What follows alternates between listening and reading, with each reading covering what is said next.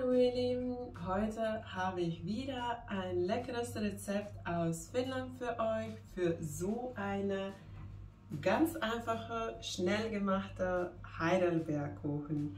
Lasst uns mit dem Rezept anfangen. Ich werde erst mit den Boden anfangen und ich habe hier weiche Butter.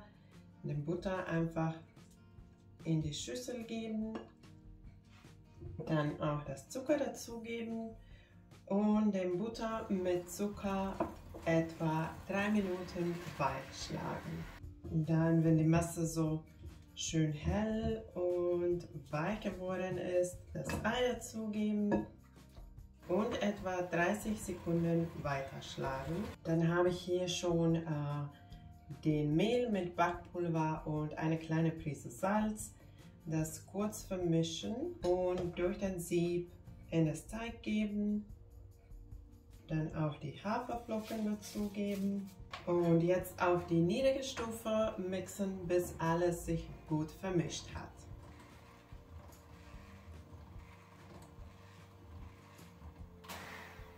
Nicht zu lange mixen, nur bis alles sich vermischt hat.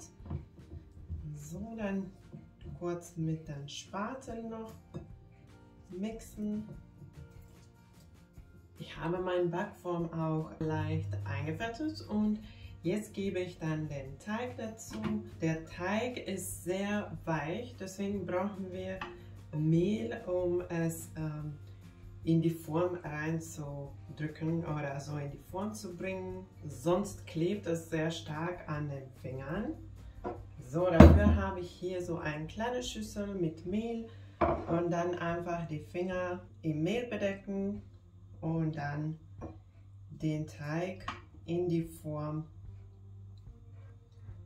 formen oder so drücken, um den Boden zu formen.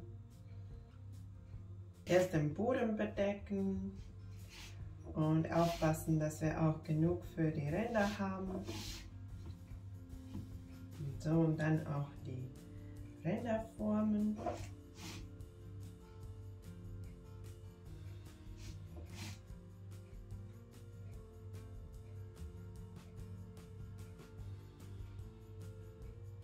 Jetzt habe ich den Boden fertig und ich werde es jetzt kurz im Kühlschrank stellen für die Zeit, die ich für die Füllung brauche. Für die Füllung habe ich hier Quark. Ich habe auch schon Vanillepaste dazu gegeben. Dieser Kuchen wird bei uns aber auch sehr gerne mit Schmand gemacht. Du kannst den Quark durch Schmand ersetzen. Ich mag es persönlich lieber mit Quark und dann habe ich hier auch saisonale Heidelbeeren für den Kuchen, aber in Finnland wird dieser Kuchen mit Wildblaubeeren gemacht, die wir aus dem Wald kriegen, oder man macht diesen Kuchen auch gerne mit Waldpreiselbeeren. Ich dachte, ich mache so eine deutsche Variante oder die Variante, die ich hier machen kann, weil wir hier in NRW kriegen wir keine frische Wildblaubeeren.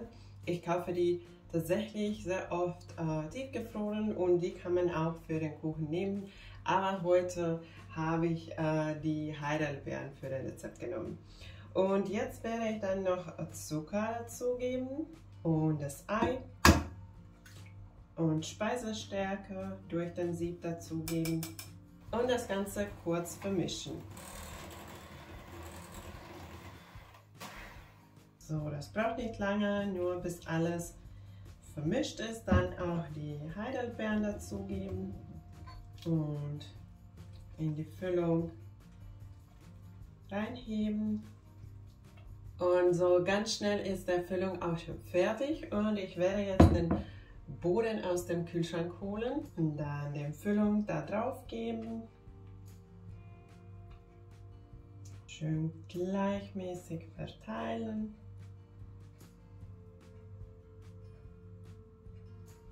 Und so ganz schnell ist der Kuchen fertig und jetzt wird der Kuchen gebacken und wie immer, den Rezept mit Backanleitungen findest du unten in Videobeschreibung. Mein Kuchen ist schon fertig, es muss jetzt noch abkühlen und dann kann man es auch schon servieren.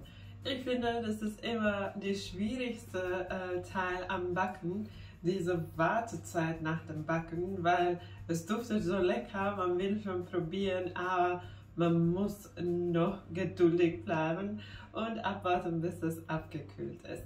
Dann werde ich den Kuchen einfach so mit einer Tasse Tee servieren, aber manchmal mag ich es auch mit etwas Joghurt, Naturjoghurt oder Schmand servieren. Aber du kannst den auch mit etwas Schlagsahne servieren, wenn du magst.